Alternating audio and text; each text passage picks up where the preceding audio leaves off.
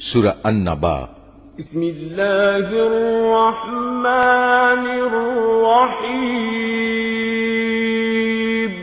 রহমান রহিম আল্লাহ তাআলার নামে। আম্মা ইয়াতাসাআলুন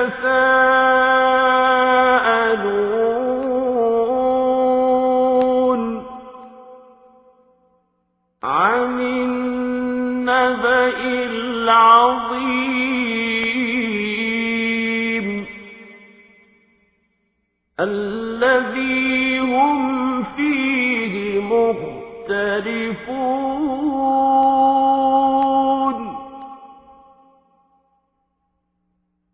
كلا سيعلمون ثم كلا سيعلمون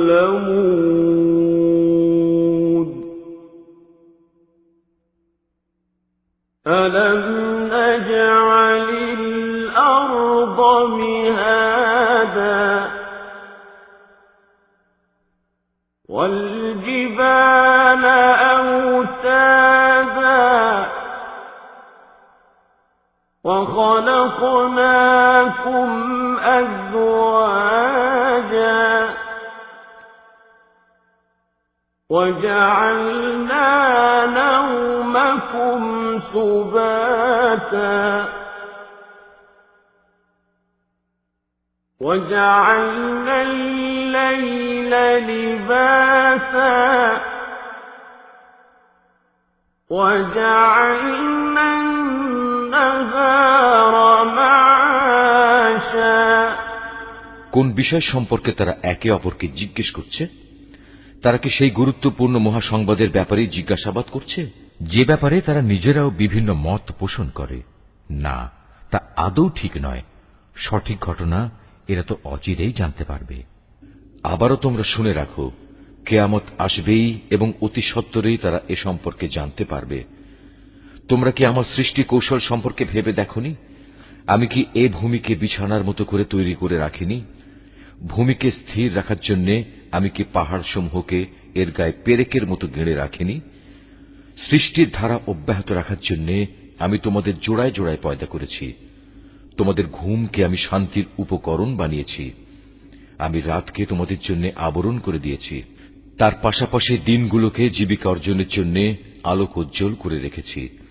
وَبَنَيْنَا فَوْقَكُمْ سَبْعًا شِدَادًا وَجَعَلْنَا سِرَاجًا وَهَّاجًا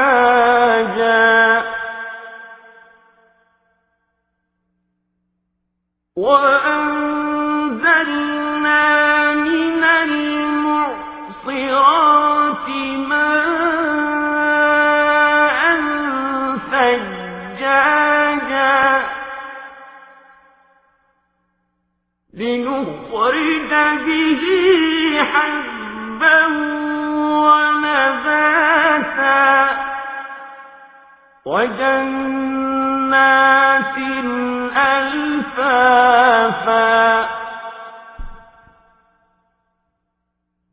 إِنَّ يَوْمَ الْفَصْلِ كَانَ مِيقَاتًا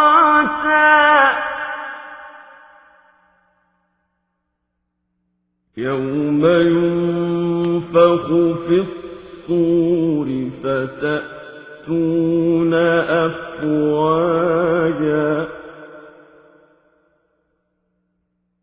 وفتحت السماء فكانت أبوابا وسيرت الجبال فكانت سرابا إن جهنم كانت مرصادا للطاغين مآبا لابثين فيها أحقابا لا يذوقون فيها بردا ولا شرابا إلا حميما وغساقا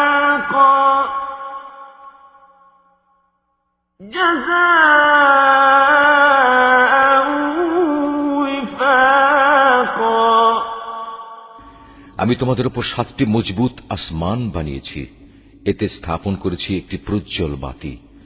মেঘমালা থেকে আমি বর্ষণ করেছি অবিরাম বৃষ্টিধারা, যেন তা দিয়ে আমি শ্যামল ভূমিতে উৎপাদন করতে পারি নানা রকমের শস্যদানা ও তরি তরকারি এবং সুনিবিড় বাগবাগিচা। সবকিছু শেষে এর সিদ্ধান্তকারী একটি দিনও সুনির্দিষ্ট করে রাখা হয়েছে, যেদিন সিঙায় ফু দেয়া হবে। প্রলয়ঙ্করী ফুঁর সাথে সাথে তোমরা দলে দলে আসবে, যখন আসমান খুলে দেয়া হবে এবং তা অনেকগুলো খোলা দরজায় পরিণত হয়ে যাবে। পর্বতমালাকে সরিয়ে দেয়া হবে এবং তা মরীচিকার মতো হয়ে যাবে। নিশ্চয়ই জাহান্নাম পাপীদের জন্য এক গোপন ফাঁদ, বিদ্রোহীদের জন্য তা হবে নিকৃষ্টতম আবাসস্থল। সেখানে তারা কালের পর কাল ধরে পড়ে থাকবে। সেখানে তারা কোনো ঠান্ডা ও পানীয় জাতের কিছু স্বাদ ভোগ করবে না। সেখানে ফুটন্ত পানি, পুঁজ, দুর্গন্ধময় রক্ত, ক্ষত ছাড়া ভিন্ন কিছুই থাকবে না। এ হচ্ছে তাদের যথাযথ প্রতিফল। إنهم كانوا لا يرجون حسابا وكذبوا بآياتنا كذابا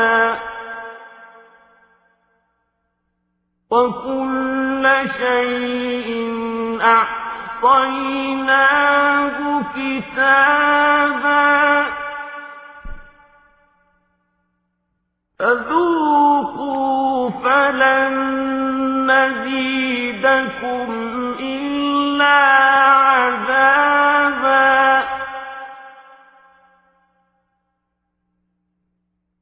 إن للمتقين مفازا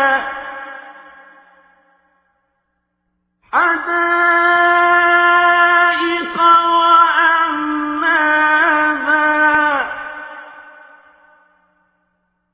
وكواعب أترابا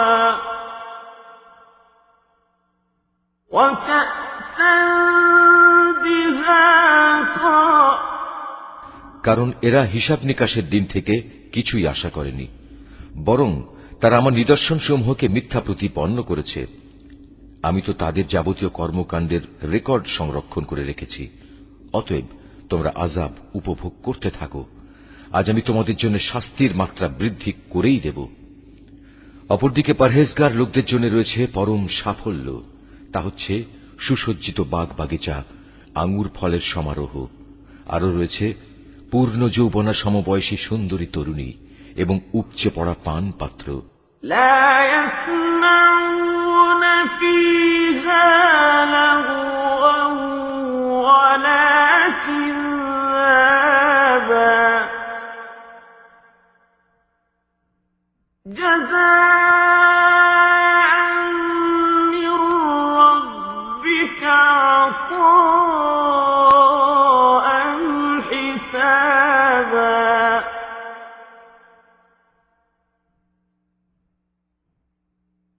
رب السماوات والأرض وما بينهما الرحمن لا يملكون منه خطابا يوم يقوم الروح والملائكة صفا لا يتكلمون إلا من أذن له الرحمن الرحمن وقال صوابا ذلك اليوم الحق فمن شاء اتخذ إلى ربه مآبا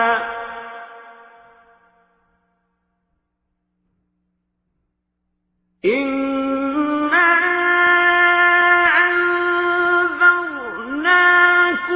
عذابا قريبا يوم ينظر المرء ما قدمت يداه ويقول الكافر يا ليتني كنت ترابا